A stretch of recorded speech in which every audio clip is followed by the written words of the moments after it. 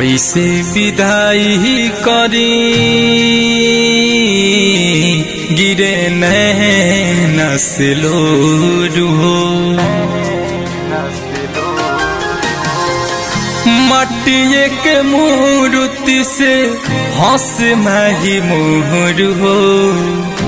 मटिए के मूर्ति से हंस माही मोहर हो।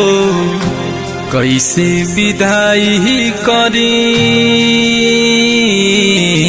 गिरे नैना से लोरू हो। कैसे विदाई करी गिरे नैना से लोरू हो।